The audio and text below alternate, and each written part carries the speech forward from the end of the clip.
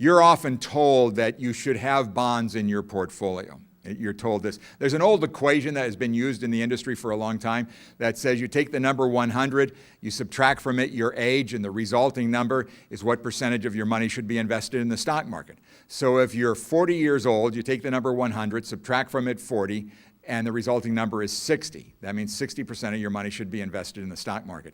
That is absolutely stupid, okay? If you're 40 years old, you should have 100% of your investable dollars invested in the stock market.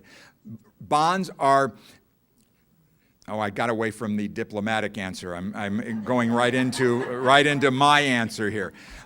So there's another, what they've done with that theory, that formula now, is make the number 115 and subtract from that your age 40. The resulting number would be 75. That's a little bit better, but it's still way too low for a person who's 40 years old.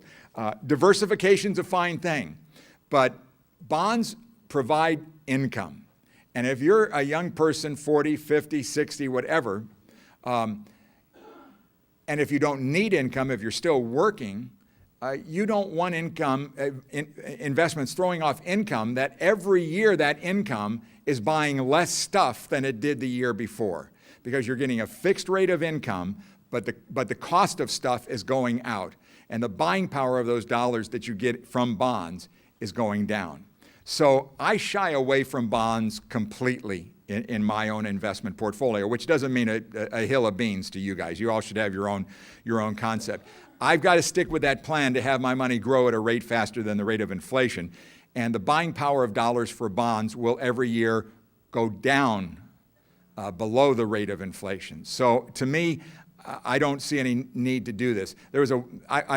Sometimes I get a little bit nervous, not very often, but there was a good article in the Wall Street Journal a couple of months ago, and it talked about the importance it justified the argument of being all in as an investor in stocks, and it showed what would happen, and if you stayed in this. And I got to thinking, as I get closer to retirement, there was a great formula that came out of this that showed my money will grow faster than it would if I had it invested other ways, and I could even start to invade that principle if I were so inclined, but I would still have more assets over a 10, 15, 20-year period. So you really got to think hard about buying bonds, folks, and with rates as low as they are right now. We get back to a point where bonds are throwing off 10, 12, 13, 14% income. Sure, I'll look at bonds then, but that ain't going to happen in my lifetime. Janet Yellen, the new CEO, the new incoming chairman of the Federal Reserve Board, says she doesn't see interest rates going up till at least 2016, probably later than that.